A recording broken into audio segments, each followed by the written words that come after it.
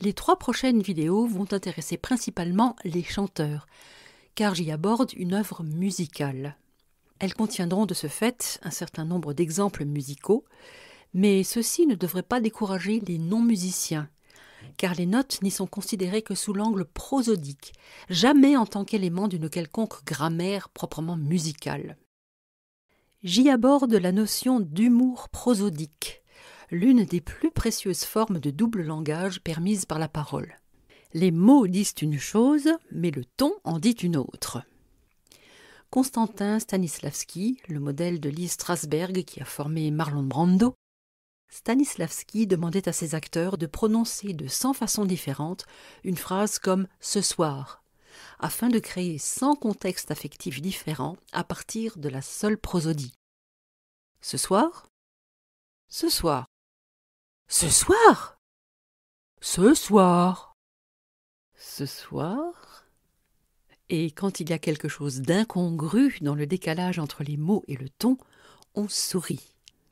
Madame, ce m'est une gloire bien grande de me voir assez fortuné pour être si heureux que d'avoir le bonheur que vous ayez eu la bonté de m'accorder la grâce, de me faire l'honneur, de m'honorer de la faveur de votre présence. Dans la mesure où elle peut investir la parole, la musique est une ressource privilégiée en matière de double langage, comme je l'ai montré dans ma thèse sur la prosodie de Péléas et Mélisande. Malheureusement, Debussy, qui avait pourtant beaucoup d'humour, n'a pas composé de comédie et n'a donc pas sollicité cet humour-là.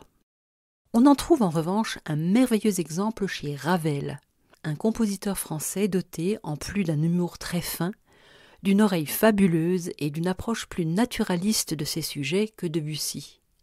Et ces qualités, Ravel les a mises à l'œuvre d'abord dans ses histoires naturelles, un cycle de 5 mélodies sur des poèmes de Jules Renard, puis dans sa comédie de 1911, comme il s'en explique dans la lettre adressée au Figaro 2 jours avant la création de l'heure espagnole à l'Opéra-Comique.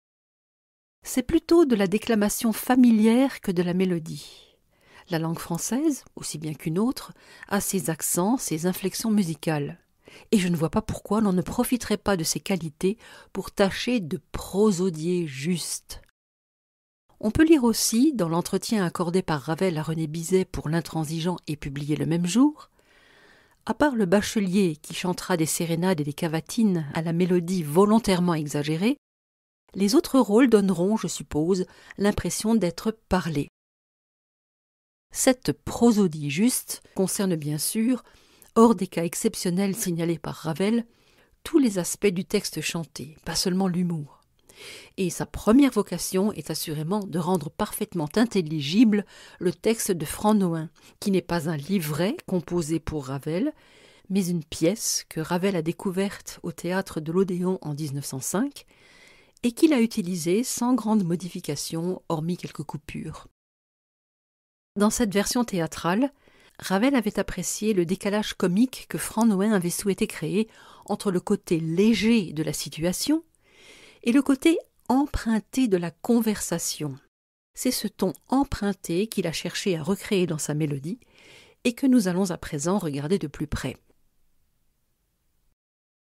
L'heure espagnole va donc nous occuper pendant 3 semaines. Aujourd'hui, je vais vous présenter l'œuvre avec ses diverses ressources comiques, car celle-ci ne se cantonne pas à la prosodie, et j'évoquerai, sur le plan prosodique, les effets comiques liés au phonème, notamment dans l'usage qui est fait de la rime et du « e » caduc. La semaine prochaine, j'aborderai les effets comiques liés à l'accent, et enfin, dans 15 jours, ceux qui dépendent de l'intonation. Le phénomène de double langage apparaît déjà dans le décalage comique entre le texte et son propos, c'est-à-dire entre cette charmante histoire d'horloge qu'on nous raconte et cette piquante histoire de cul qu'on nous laisse deviner. C'est un peu comme reconnaître la cigale et la fourmi derrière la simèse et la fraction. Et la reconnaissance dut être aisée, puisqu'un critique alla jusqu'à dénoncer une forme de pornographie. Voici les 5 personnages qui donnent corps à ce propos. Autour de Conception, la bien nommée, une femme appétissante et elle-même fortement en appétit, gravitent 4 hommes. Torquemada, l'horloger, plus efficace dans la gestion de sa boutique que dans celle de son épouse. Gonzalve, l'amant, un jeune poète plus efficace dans la gestion de son inspiration que dans celle de sa maîtresse. Don Inigo Gomez, le prétendant, un financier influent et corpulent, plus habile à éloigner le mari en lui faisant confier le soin des horloges municipales qu'à sortir de l'horloge où il s'est enfermé. Et enfin, Ramiro, un brave muletier qui, venu pour faire réparer sa montre, mais condamné à attendre le retour de l'horloger, se montre d'une efficacité telle à transporter des horloges de plus en plus lourdes que... Tout comme dans un violon, la table transmet les vibrations au fond par l'intermédiaire de l'âme, l'histoire révèle ici le propos par l'intermédiaire du décor et du jeu de scène. Le va-et-vient du balancier qui fait tic-tac et celui du muletier déménageur sur l'escalier reliant le rez-de-chaussée, le niveau de l'histoire artisanale, au premier étage, le niveau du propos érotique. Ramiro fait 7 allers-retours sur cet escalier. Les 2 premières fois avec l'horloge bleue vide, les 3e et 4e fois avec l'horloge verte farcie du trop jeune poète Gonzalve, les 5e et 6e fois à nouveau avec l'horloge bleue truffée à présent du trop gros financier Inigo, et la dernière fois sans horloge. Il y aurait bien sûr des tas de choses à dire sur la contribution de l'écriture musicale à l'humour de l'heure espagnole, mais cela n'entre pas dans mon propos. Un exemple quand même, facile à comprendre. Dans la scène 8, quand Ramiro emporte l'horloge farcie de Gonzalve et que la didascalie précise, il fait passer l'horloge d'une épaule à l'autre avec une aisance prodigieuse, les traits, aux bois et aux cordes, font entendre l'envol de l'horloge avec la légèreté d'une plume. Les accords en tutti traduisent l'écrasement de l'horloge sur l'une et l'autre épaule. Et le rythme pointé, assez discret ici, dommage, figure le ballottement de Gonzalve à l'intérieur. Au pôle soir, les bras tendus, les pommes jusques à la cave. Précisons que Ravel veille aussi à l'intelligibilité du texte en ne faisant chanter les voix ensemble que dans le quintet final, qui échappe à notre investigation, et en laissant souvent le chant résonner seul au-dessus d'un orchestre muet ou réduit à fort peu de choses, comme dans la réplique « sans horloge », qui est de l'humour à la puissance 2. Non seulement elle nous renvoie au décor enfin optimisé du premier étage, elle évoque aussi de façon irrésistible le « je t'aime aussi » de Péléas et Mélisande, lequel tombe avec le même réalisme prosodique dans le même silence absolu de l'orchestre. Au niveau qui nous concerne, le premier décalage comique à relever est celui qui existe entre ce texte prosaïque et sa formulation en vers. Des vers dont Franc-Nohain dit lui-même qu'ils sont au rythme qui se casse, c'est-à-dire tantôt long et tantôt court, et à la rime cocasse, souvent pauvre ou impure et associant des univers délicieusement dépareillés. J'en arrive à l'évocation du « e caduc ». Dans l'heure espagnole, Ravel réserve 3 sorts différents au e caduc, comme le montre cet exemple.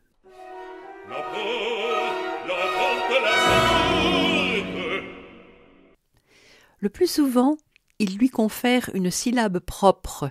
Dans le texte, elle est séparée de la précédente par un tiret, avec une valeur rythmique définie, ici une croche en triolet, mais sans véritable articulation, car la note donnée à cette syllabe est la même que celle donnée à la syllabe précédente, et ces 2 notes sont reliées par une liaison, ce qui signifie normalement que la seconde ne fait que prolonger la durée de la première. Ravel peut aussi traiter le e caduc comme n'importe quelle autre voyelle, ce qui est son sort dans la prosodie poétique et musicale traditionnelle. Il lui confère alors une syllabe à part entière, c'est-à-dire dotée à la fois d'une valeur propre, ici une croche, et d'une hauteur propre, soit celle de la note précédente, mais alors sans liaison, soit une autre, généralement plus grave, ici sol bémol 2 après fa bémol 3. Ravel peut enfin escamoter complètement le e caduc.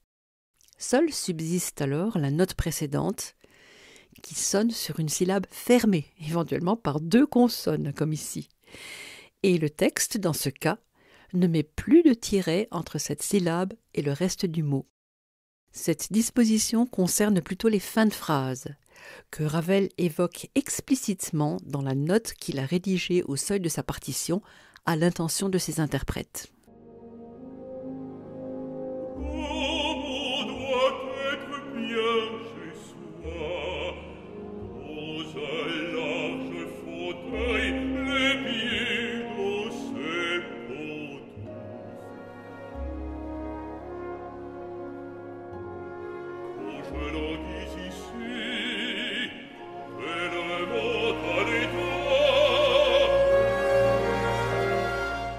Cela me coupe le souffle. En quoi ce triple usage du e caduc peut-il être source de comique ? En conférant des e caducs différents à Gonzalve et à Ramiro, Ravel souligne déjà le contraste comique créé par Franc Nohain entre le poète qui a de l'esprit mais manque d'à-propos et le muletier qui manque de conversation mais pas de poigne. Puisque le e caduc avec articulation complète est caractéristique de son emploi dans la poésie et le chant, il sera donné en priorité au poète Gonzalve, lequel est du reste traité musicalement avec toutes les conventions du chant lyrique, notes aiguës, notes tenues, mouvements mélodiques, vocalises, etc.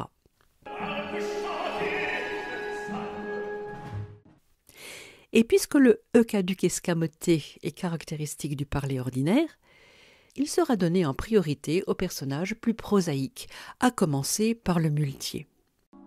Ça, madame, c'est une paille, c'est une coquille de noix, on lève ça avec un doigt, c'est de la très petite ouvrage. Votre chambre... Mais ce n'est pas tout. Puisque le rire naît d'un décalage incongru entre 2 réalités allant normalement de pair, Ravel va aussi utiliser ces e caducs à contre-emploi. Veut-il nous faire rire des prétentions poétiques de Gonzalve ?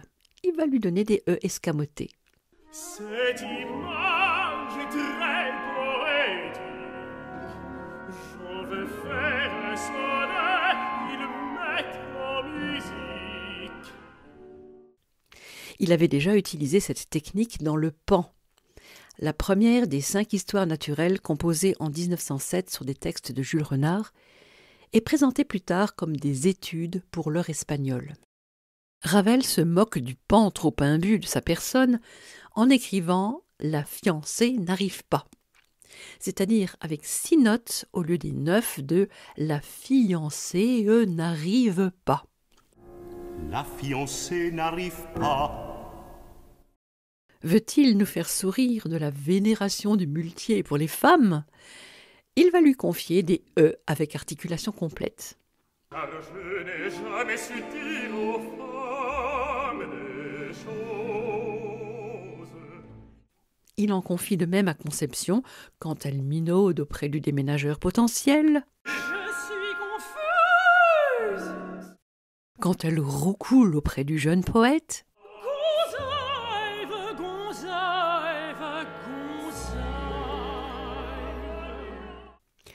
Ou quand elle se paye une colère de diva. Le temps me dure. On pourrait faire une étude similaire à partir de la diérèse, le fait de prononcer par exemple « ion » en 2 syllabes, « ion ». Selon les cas, elle est soit escamotée, Pour nous éviter le souci d'explications sans charme, regagnons au plus vite un asile opportun. soit réduite à une petite note tremplin, les muletiers n'ont pas de conversation. Soit chanté à part entière, éventuellement avec un certain relief.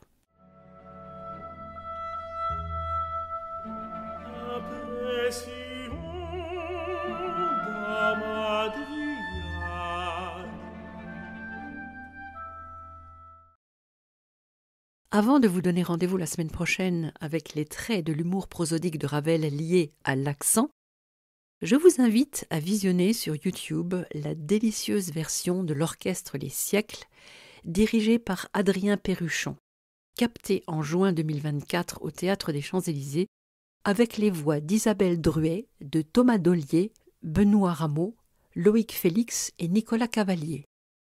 Pour les exemples précédents, j'ai utilisé la version discographique enregistrée en 2023 par le même orchestre et 3 des mêmes voix, car le studio permet un respect des eucaducs raveliens apparemment pas toujours possible à la scène. À bientôt dans la musique des langues.